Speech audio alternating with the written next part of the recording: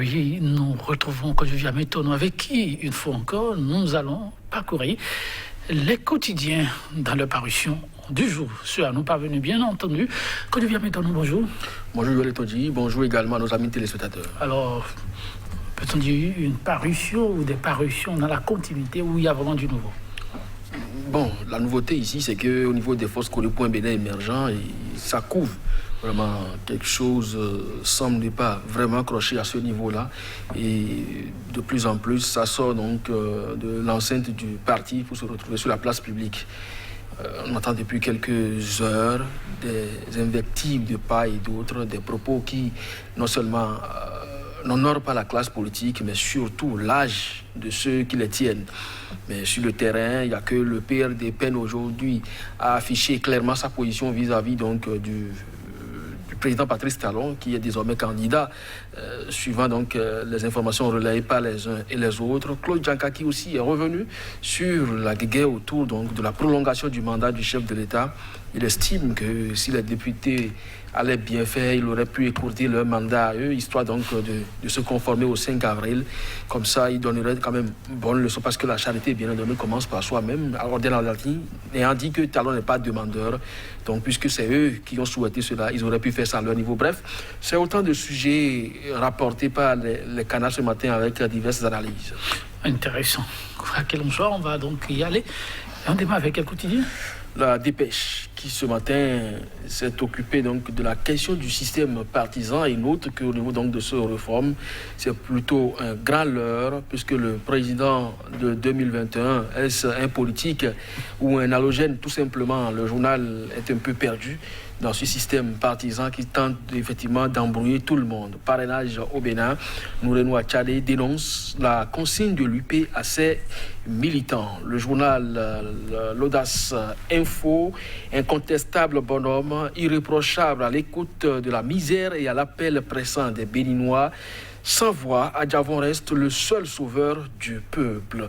Et puis, campagne de dénigrement contre le parti FCBE. Théophile Yarou, bientôt chassé du parti Foscori pour un Bénin émergent. Le journal Le Politique, animation de la vie politique au Bénin. La galère du PRD se prolonge jusqu'en 2026 en raison de décisions tardives et de mauvais choix.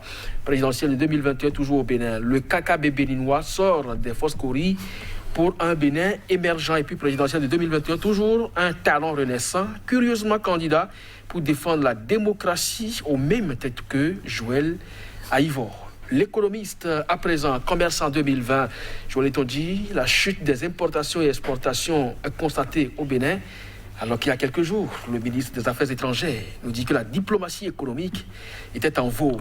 Le journal Matin Libre, cette fois, choix d'un candidat pour la présidentielle de 2021. Le PRD peine à porter Patrice Talon, et puis construction de la route à Calavi.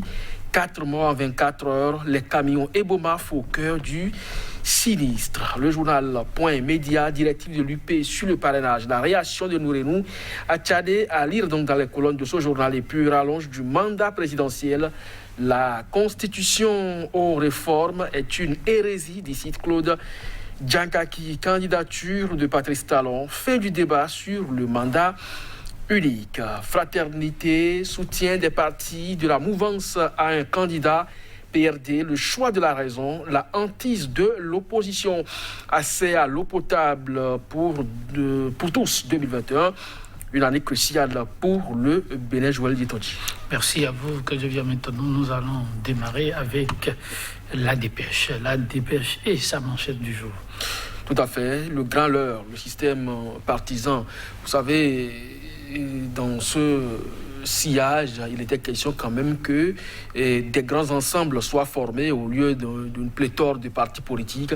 On ait de grands ensembles. Aujourd'hui, la vision du président de la République, par exemple, c'est normalement d'avoir au plus 2 pôles, et quitte à donc avoir la gauche et la droite. Mais malheureusement, ça n'a pas été le cas. Plusieurs formations aujourd'hui, on en compte au moins 9 ou même 14, si possible, de formations politiques qui bientôt auront ou bien ont déjà leur certificat de conformité, et donc pour avoir une existence légale. Alors là-dessus, la réforme du système partisan aussi voudrait que le président de la République soit issu quand même de l'une de ces grandes formations politiques qu'on aurait eu si vraiment le système marchait. Alors aujourd'hui, le président de la République, Patrice Talon, je ne sais pas s'il est membre de l'Union progressiste ou du Bloc républicain. Mais toujours est-il que l'Union progressiste s'est dépêchée de porter son choix sur lui, tout comme le Bloc républicain. Aujourd'hui, donc, on se demande si véritablement le système partisan a accouché d'une bonne réforme ou carrément c'est de l'eau versée sur le dos du cadavre. Mais toujours est-il que ce que nous observons semble déjà vu avant, parce que c'est comme ça le Bénin a toujours procédé. Un individu porté donc désormais par les partis politiques à partir du moment où il a les moyens pour financer sa candidature et nourrir également ses formations politiques. Puisque, rappelez-vous, le candidat Patrice Talon en 2015, à Renvoi Blad disait ceci, vous ne le connaissiez pas alors qu'il n'était même pas candidat. Nous, pour le compte du PRD, on a pris 400 millions de francs CFA. Alors, est-ce que c'est de l'argent sale ou de l'argent honnête? De toutes les façons, il l'a dit, personne ne l'a inquiété, mais aujourd'hui, président de la République, il mettra peut-être beaucoup plus de moyens et par conséquent, l'Union progressiste et le Bloc républicain ne perdraient donc rien à le soutenir, quitte à se faire quand même harakiri, parce que c'est des formations politiques et la définition première, c'est de conquérir le pouvoir politique et le gérer. Mais si vous portez désormais votre choix sur un halogène, on se demande véritablement où se trouve la vision. Oui, c'est la grosse interrogation. L'autre dira tout ça pour ça. En tout cas, c'est la réalité du Bénin. Nous allons évoluer avec un autre soutien du chef de l'État qui lui peine à se décider. Matin Libre et d'autres confrères reviennent sur la situation au niveau du parti Arc-en-Ciel. On choisit, pourquoi pas, la une de Matin Libre. Oui, pourquoi pas, Matin Libre qui parle du PRD qui peut donc apporter le président Patrice Talon, appelez-vous à son université de vacances 2019 déjà. Mbedi disait, permettez-nous quand même de participer aux élections à venir. Alors, c'est comme s'il est dans une supplication à la limite. Mais aujourd'hui, le PRD n'a même pas de conseiller, n'a de député. Donc, on se demande véritablement à quoi ressemble aujourd'hui cette formation politique. Alors, puisque il se réclame toujours de la mouvance présidentielle, avec tout ce qui se passe aujourd'hui, où pratiquement il est exclu à la limite de ces jeux électoraux. On se demande si véritablement le PRD va pouvoir donc continuer la danse. Alors, le politique, par exemple, pense que sa galère va se prolonger jusqu'en 2026, histoire donc de pouvoir s'aligner dans une élection générale. Mais d'autres formations pensent qu'il doit pouvoir faire donc un choix de raison comme fraternité. Alors, le choix de raison ici, est-ce que soutenir l'opposition ou carrément croiser les bras et les laisser vous faire, ou si possible, contre mauvais cœur, bon gré. Aujourd'hui, on va renverser donc l'adage pour dire que le PRD finira donc par choisir contre sa volonté le président Patrice Talon, puisqu'il s'inscrit dans la mouvance présidentielle et puisqu'il faut aller dans la direction du vent.